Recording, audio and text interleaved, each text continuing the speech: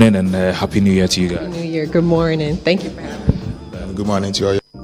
All right, thank you so much. We're still here at the Coney Veterinary Hospital right here in Abelempe, and I've been joined by Tonya and Emmanuel. Tonya is with the Pop Relief Tour, and Emmanuel is with the Adafupa Pet Care. Good morning and Happy New Year to you guys. New Year. Good morning. Thank you for having me. Good morning to all your audience. Thank you so much. This is very awkward. Anyway, let me start with you, Tonya. How long have you been doing pet grooming? So I've actually been grooming for about 10 years plus. I've been in the industry. I have my own business back home, and now I'm here to help teach grooming here in Africa. Oh, is that what the Pop Relief Tour is all about? Pup Relief Tour is about, it's a nonprofit organization based in the United States. We basically provide free grooming services to people who are underserved and people who just can't afford grooming for their pets. We decided to branch out and come to Africa starting last year, where we wanted to teach our fellow people how to groom. So this is how the grooming aspect of now doing seminars in Africa has actually started. So it started off as one thing in the States, and now we are coming here to Africa to teach grooming to everybody else to have a life. Okay, so how has it been so far? Oh my God, it's amazing. We love it. Ghana has been the best since we've been here. The students have been great. Everybody wants to learn and make a career and earn a living. So this has been wonderful. Yes. So Emmanuel, tell us, how long have you also been doing this? So Adafupa Pet Care have been around since 2010, but we started pet grooming somewhere 3 years ago. We got into contact with the Pop Relief team when they came to first time in Nigeria, and we said that, listen, this is good stuff.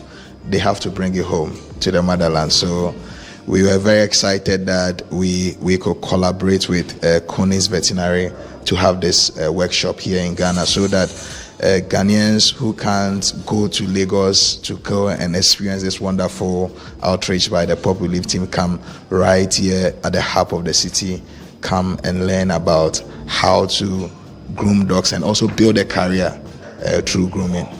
So does that mean grooming is not really popular in Ghana? So if you look at grooming in the US, for instance, it's like a farm which has almost every food on it. In Africa, it's a bare land. So it means that there's huge opportunity. It's a growing industry. And so it means that anybody who is able to hone in on his or her skills can be able to create, harness the necessary skills to be able to employ himself or herself. Okay, so does that mean basically for dog owners in Ghana, they have not been grooming their pets for all this while? Well, I think that as Ghanaians, having to live with dogs is something that we are learning to do. So yes, people had means or ways by which they take care of their dogs, but now with organizations like the Pop Relief Tour, we are making more sensitization so that we can be able to take proper care of pets, and so that they can also live their best with us. Yeah. So when it comes to pet care, for instance, you are the people which people should seek when it comes to how to groom them properly. Yes. So I must say that Adafupa Pet Care is one Ghanaian-owned business. There's Coney, and there are many other pet organizations, kennel union, and groomers. It's a big value chain, and everybody plays a role in it, and that's why when Pop Relief Tour reached out to us, we were excited about it, because we believe that as players in the industry, if we are educated and empowered, we will be able to take proper care of our pets in our various homes, and it can then go to all the various communities across the country. Because a lot of the times you see a lot of dogs just wandering around in Ghana, and you're wondering, hey, who are the owners of these pets? Do the owners even know they have dogs? So Tonya, when it comes to pet grooming, what are some of the do's and don'ts? I would say the biggest thing first is, if you get a pet and it has a lot of hair, you need to brush it at least daily. If not daily, maybe every other day. Bathing is very important. Just like us humans, we need to shower, we need to comb our hair, we need to shave. Hygiene is important. So remember, when you have a pet, at least bathe and brush it. And then as far as haircuts and stuff, find you a good groomer, a groomer that can do a haircut or do a trim. I don't advise you to trim your own dogs. It's not easy. It looks easy, but it's not. So really just keep in mind, bathing is important. Brushing them is very important. And then for haircuts, find you a groomer that can actually do the trim that you need and you want, and keep them on a good schedule. If you keep them on a schedule and routine, it helps with their coat and their hair. And Emmanuel, he has products that he uses here. In Ghana, we have products we use in the States. Get a conditioner, get a good shampoo. So that would be my biggest advice. And then if you're not sure, ask questions. And if you can't figure that out, ask a vet, ask a friend, but don't try and do a haircut by yourself. Seek a groomer. That seems very, very key. Or has there been situations where people have nicked their dogs and stuff? And then they end up at the veterinarian, and then you have an expensive bill. So that's the other part of this whole partnership too, is for us to educate pet parents about pet hygiene and why it's important to keep a pet on a schedule, and why it is important to make sure that pet is clean, because you can prevent it from catching things out in the streets like ticks and fleas. So it's a lot more involved just besides, oh, my dog looks cute. It's part of hygiene. So that's what we're here to teach people and get them to understand, that you take good care of your pets, keep their hair looking nice, skin and coat good. It all ties together. All right, so now she's going to take us through the grooming, and you can see what the process looks like. I see two gentlemen by the tub. What's the name of the dog in there? So that is Cincy. I'm going to call her Cincy for short. But she is a Shih Tzu. She's about 2-3 years old. She is actually Emmanuel's, one of his dogs that he owns. So basically what you do, or you see them doing, is they put the dog in the tub. They made sure that they restrain her so she doesn't jump out the tub, because pet safety is very important. You run the water, get the water at a good temperature. Once it's at a good temperature, you then wet the entire body. You do that so the soap will lather really well. If you don't, the soap won't lather properly. So get you some soap, some good soap. Rub it all over the dog, and that's what you see them doing. Legs, arm, and the entire body. You'll see them rinse after a while, and then you will also notice that they have another thing of like shampoo. You can actually put that around the face. It's safe. You have to keep in mind some shampoos are not tearless. So when you pick, not tearless. Tearless. So when I say tearless, it means it's not safe to put around the eyes. If you put certain shampoos around the eyes and it gets in the eye, it could cause a lot of irritation and you can have a problem. And the water they are using, is it warm water or cold water? Yes. So it's a balance of warm and cold, almost like how we take a shower. If it feels good to your skin, at least a good mild, like hot, not super hot. But if you just flip your hand over and kind of run your hand under it, if it feels good to you, it's a good temperature. If it's too hot for you, it's too hot for them. Because I was wondering how they'll be able to tell that, hey, I don't like this water. The temperature is too. Sometimes a dog will let you know. They'll try to jump out if it's too hot or too cold. Okay, so they've done, they've put the water all over it, and then I see the ladder and everything. What's next? Once they rinse off the shampoo, they do like a round of shampoo and maybe two, depending on how dirty the dog is. They then will put conditioner on the dog. You'll see them apply the conditioner, and the conditioner sits for a few minutes, and then you rinse it off. Why are we doing the conditioner and shampoo? Why don't we just use both at the same time? So it defeats the purpose. If you do shampoo and conditioner at the same time, the dog's coat and skin, they're not receiving the benefits of each product. So it's always best to do it separately. Some products out there have it where it's a combination. That's totally different. They have scientifically made it balanced where it will work out. But if it's something that just says shampoo and one thing that says conditioner, keep it separate. And the conditioner has healthy benefits as well for the coat. So you want to let that sit so it can get in there and give it moisture, just like we need moisture. So speaking about the conditioner and the shampoo, is there any, you've spoken about why you don't use it, it defeats the purpose and all that. What else does it do? So with the shampoo, of course, just like us when we use soap, it cleans the body, takes out all of the dirt. So with this shampoo he was using specifically for the Shih Tzu, it basically it doesn't strip the coat, but it pulls all of let's say the dirt and the dandruff. out of the coat so you can have a clean coat. So when you do condition it, the biggest thing was like it's matting here. We've noticed a lot of dogs are matted. Some people just bathe the dog with shampoo and no conditioner. Conditioner is key. It brings in moisture. It helps the coat look good, feel good, smell even better sometimes.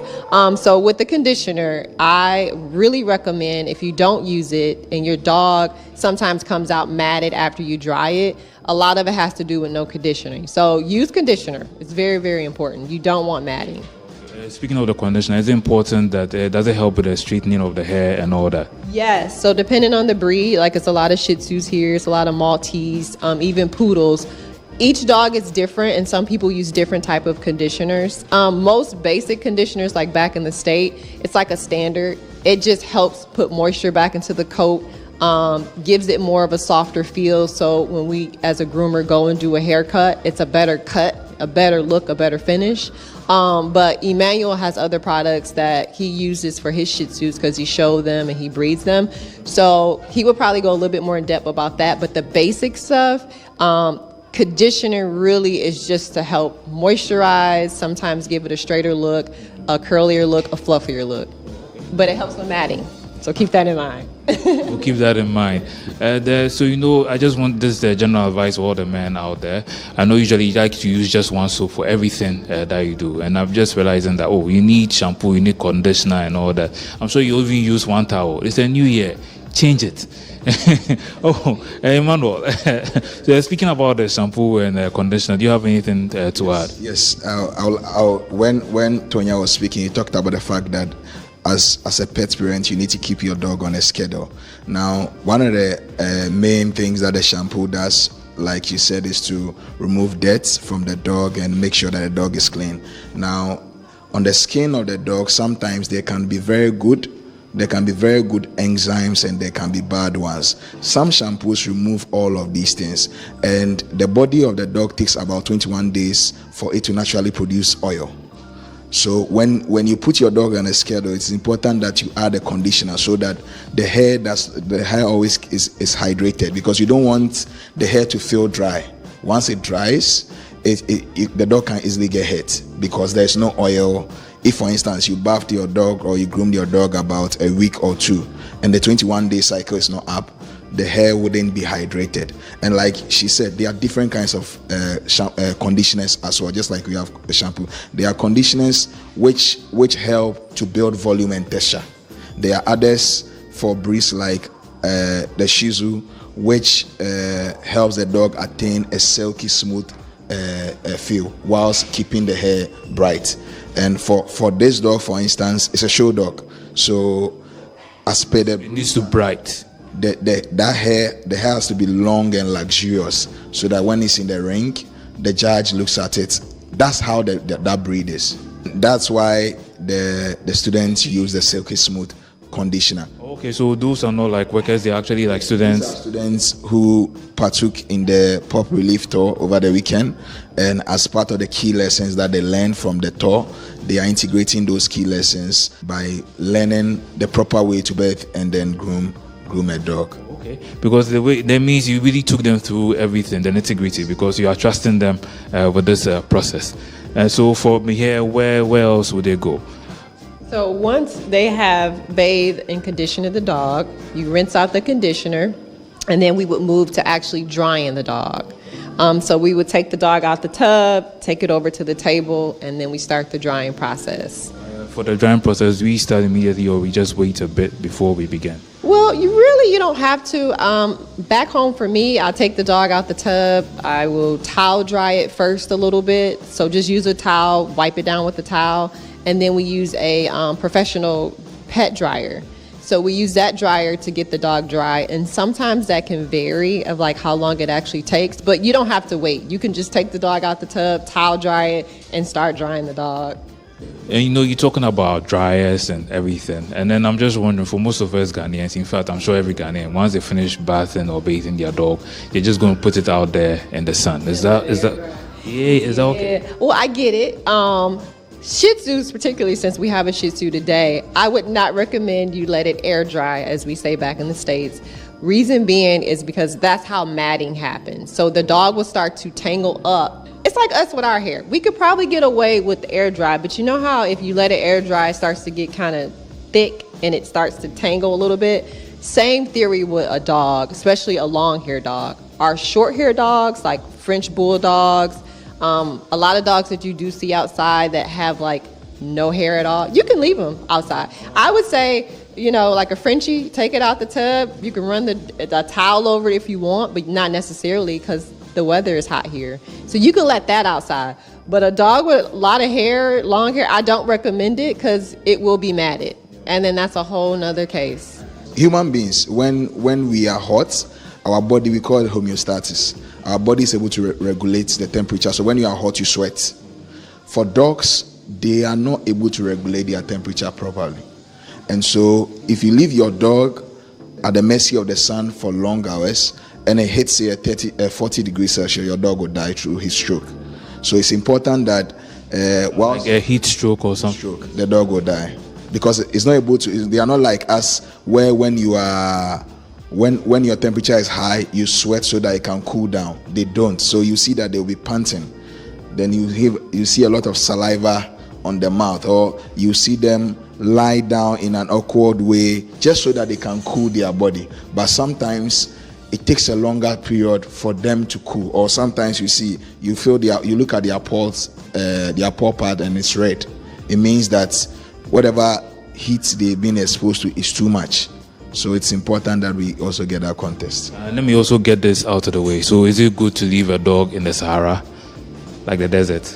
If a dog was kept in the Sahara, the dog will mutate. So it will shed off. So for instance, if this Shih Tzu, was in the Sahara over a period of time, for it to thrive in that environment, it will mutate by having short coats, so that it won't grow long coats like the way we have it in a cool place, because it can't keep it, it will die. So it's only natural selection will apply here, where only dogs which are able to mutate to produce genes for short coats, they will survive. So over a period of time, a lot will die through the heat, too much heat exposure, whilst those with stronger genes of short coats will thrive and move on to the next generation. For this particular dog, after we dry her and she's dried, you need to brush and comb her out. Some pet parents like a actual haircut. Some pet parents don't want any haircuts at all. If that's the case, I would say you're all good. We also would do nails on her, like trim her nails, clean out her paw pads, and clean her private areas. So it's a little bit more with the process, but for today, you guys would see like the bathing, the drying, and then if they wanted a haircut, we would do that, do the nails, do privates, clean the ears, stuff like that. So we're done with the washing and all. Let's go and see.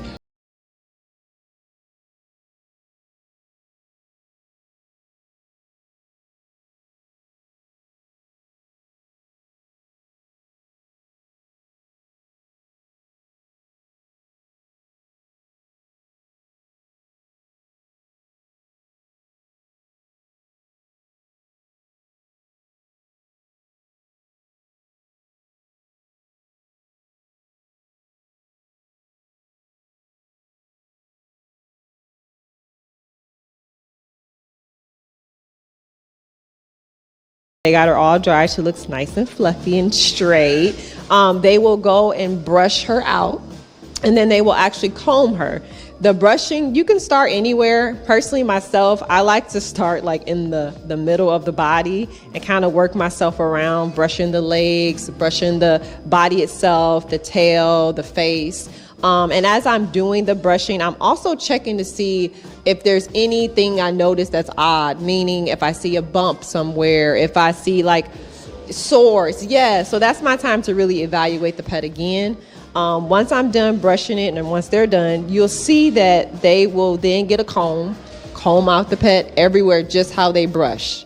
And once they comb it out and they take a look at it, she's not getting a haircut, but what they will do is her nails. So you'll see how they clip her nails, all 4 paw pads, making sure that it's a good shortened length, not too short because you don't want to quick them. And when I mean quick, you can actually cut a vein that's inside of the nail and make it bleed. So you have to be careful with that.